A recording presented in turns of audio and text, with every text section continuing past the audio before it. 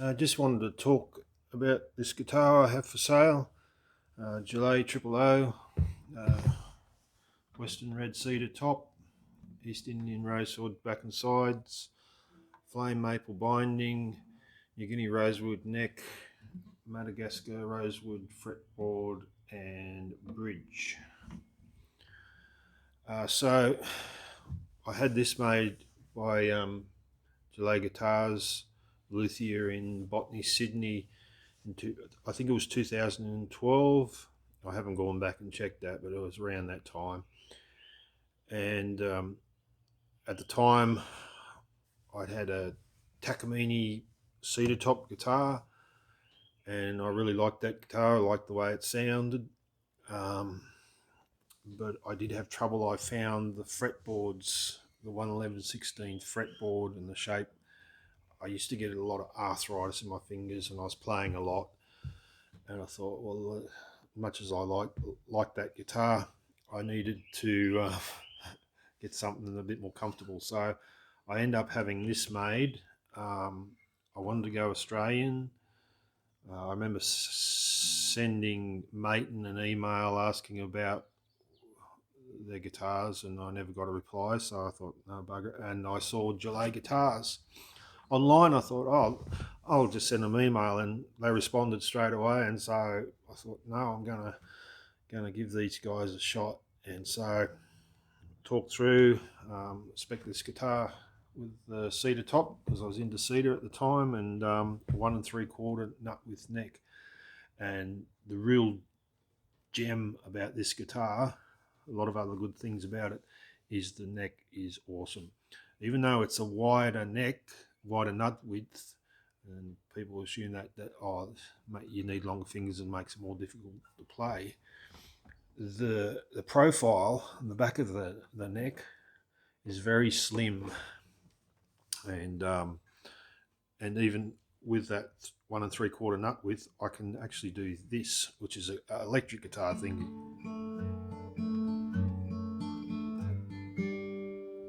Not only on the 2nd fret,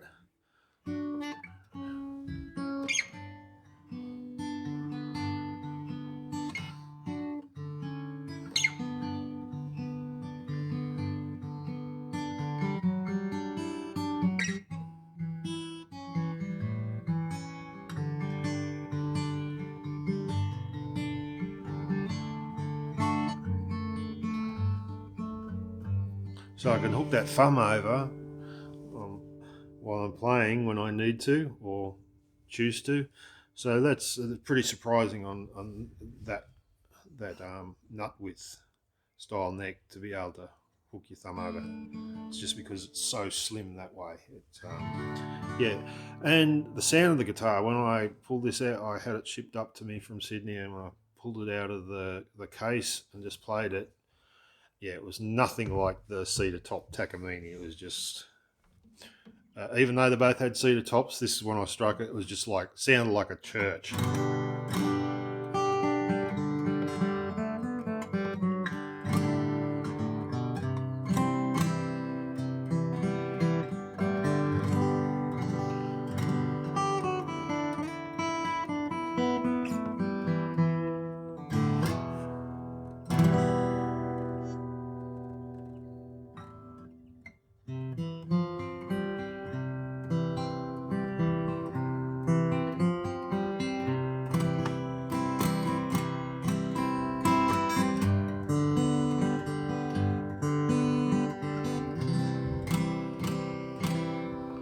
So, to me, and you can argue with me about this, Gilet guitar compared to a Maiten or a factory-made guitar like that, there's Cole Clark, and I've listened to a few videos of Fennec online. I haven't played one of those guitars, but people seem to love them. Those guitars to me have a more compressed sound than the bass in this.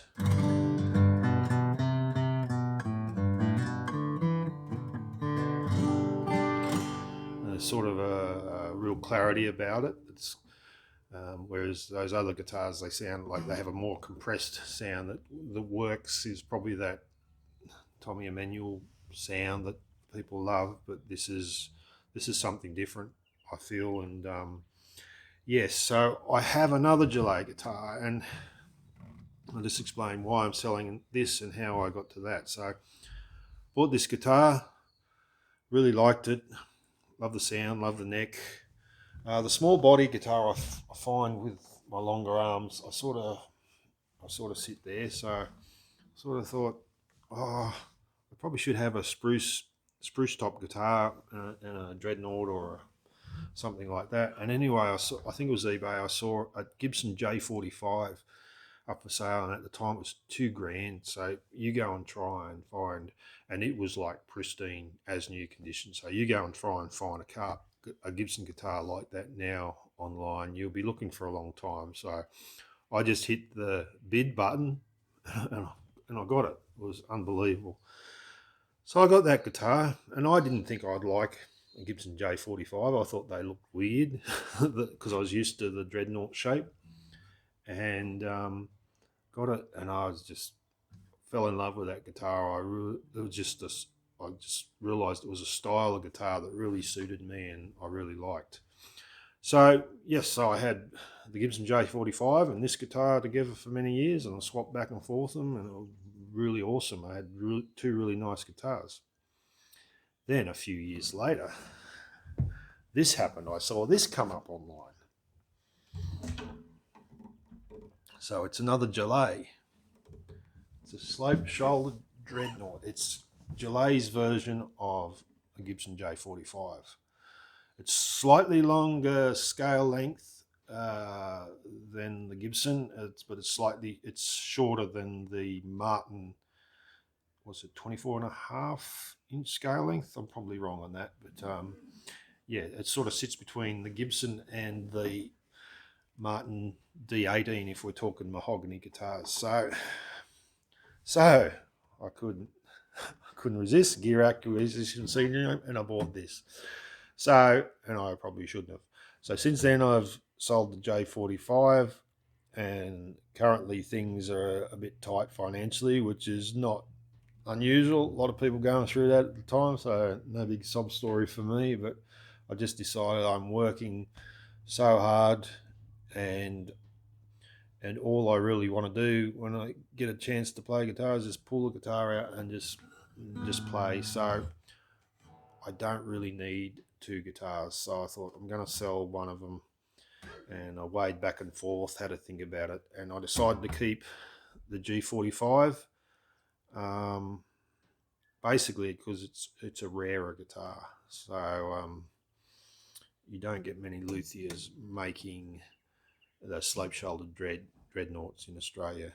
There's Gilet, and there's Darryl Wheeler, who's taken over the shop in Botany. I think it's Wheeler Custom Luthery or Wheeler Custom Guitars or something like that. But they're the only two makers in Australia that I know that make a Gibson J45 style guitar. So quite rare, quite hard to get, unless you go straight to them and get them to make it. But so the Triple O and auditorium style guitars are a lot more common in the Luthery world. So I decided, yep.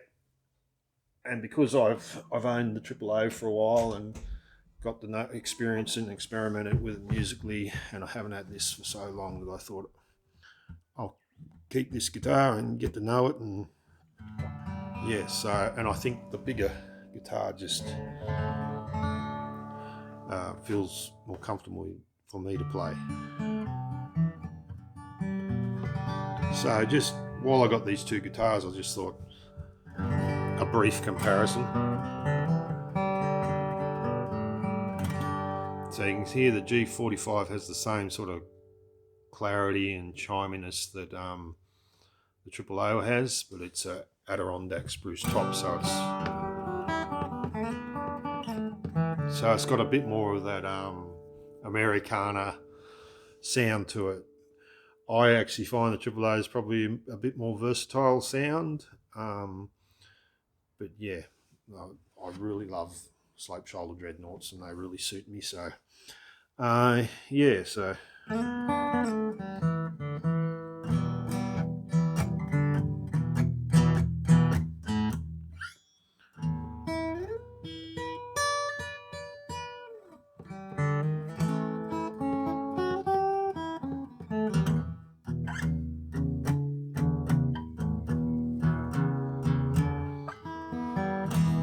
So to me, this is a bit more. It's got more of a fundamental tone. It's not as many overtones. It's sort of more of a probably a bit more country sounding guitar. So I don't know the right adjectives to apply to that, but it's probably similar in volume. Both these guitars are probably the loudest acoustically guitars that I've owned. The only rival to them would be a Martin 4 O's guitar, but it was an older guitar and had quite a lot of belling, and it was very hard to play. But it's probably the only guitar I own that would match these guitars for acoustic loudness. The Gibson J45 was an interesting guitar. It would be quite soft sounding when you played it light. When you got dug into it, it opened up and could be really loud. But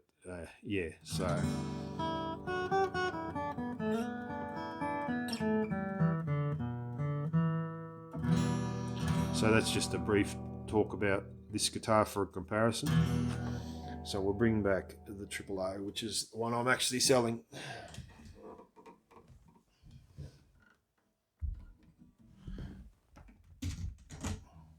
Also, I look after these guitars. Very careful with them. So the only blemishes on this guitar are the scuff marks, because I do play this guitar with a pick quite often. It's surprising how, for a small bodied guitar with a cedar top, how well it is as a strumming guitar. Like cedar is sort of known that under a heavy attack it can turn quite mushy, whereas this guitar, just got that clarity right, whether you play it soft or hard. So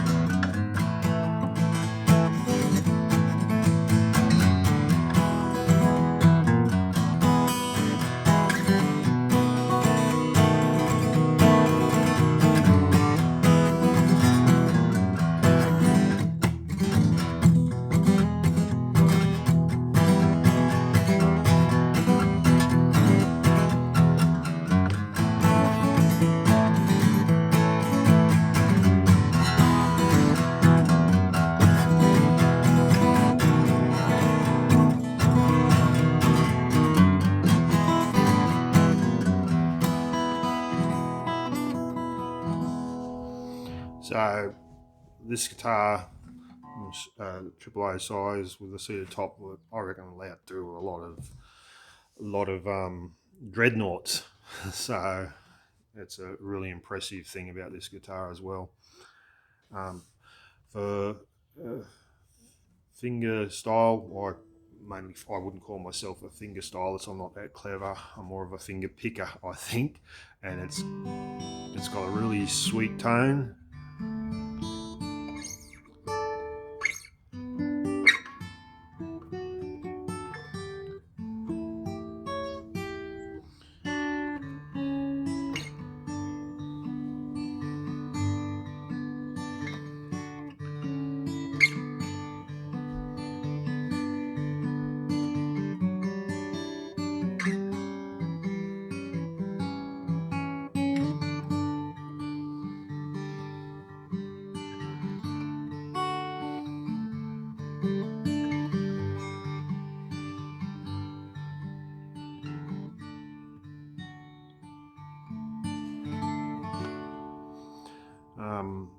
One thing I found in my guitar journey is choice of strings is a really big thing. You can get a different feel and a different sound in what strings you use on an acoustic guitar. I never really liked the feel of the Addario, or however you say that. I eventually moved to, I know a lot of people, that's their string of choice and nothing else compares, but I moved to round core strings, and I used DR Sunbeams for a while, but then I discovered Newtone strings in the UK, so I ordered a few of them, and I used Masterclass for a while, and yeah, really liked them. And then I tried a Heritage string. Now the Heritage strings are custom. They have, I don't know, custom diameter string gauge strings designed to be easier on your fingers and easier on your guitar, which is with luthier made guitars. Um, the tops built a fair bit lighter than a factory made guitars, because the factory, they're sending out a lot of guitars. They don't want them to come back with, because they've bellied up and things like that. But you do sacrifice some tone and acoustic volume in that regards, and I think that's why some Australian factory guitars have that compressed sound. They have like the tops, it's a thicker top.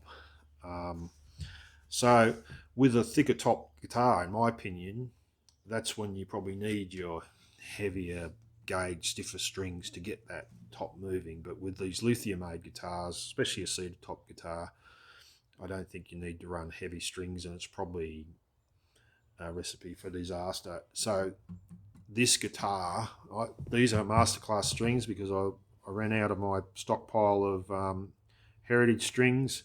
It's got Masterclass on now, but this, when I first put the new tone Heritage strings on this guitar, just suited the guitar. So it's a pity I don't have a few to give to a buyer if they pick up this guitar, because they're great. They really suit this guitar. So that's basically it. I've done a fair bit of talking, and it was just an opportunity. Maybe I won't.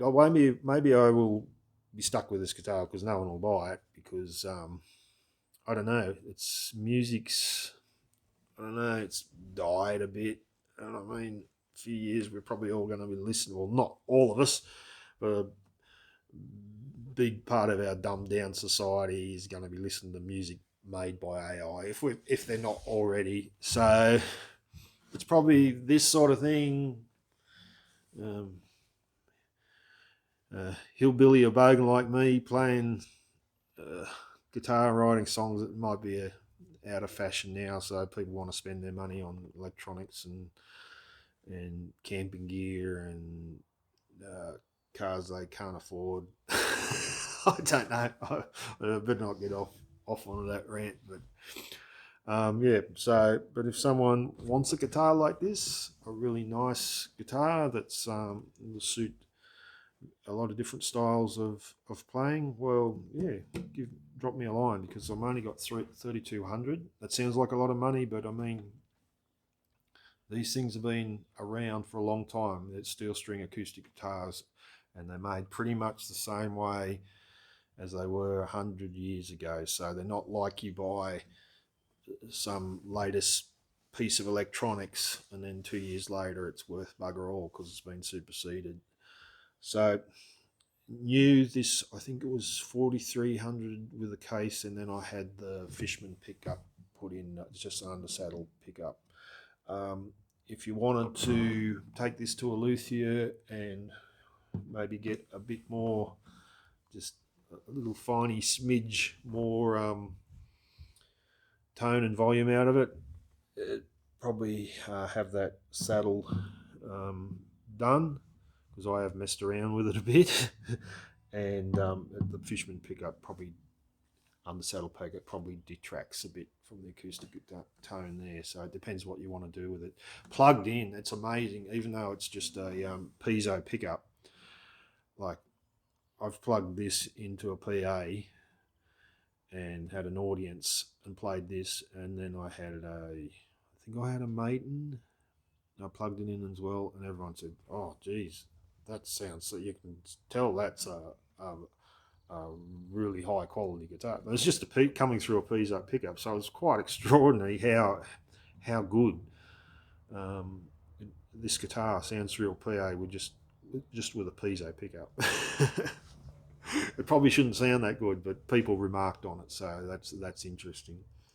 So yep, it's quite good value. Times are hard, I understand. There's probably a lot of guitars on the markets. You got in this part of the world, you got Fender guitars. I notice a lot of them are really popular. But if you want something different, one of a kind, for that money, yeah, no, yeah, give me a line and we'll have a talk. Thank you.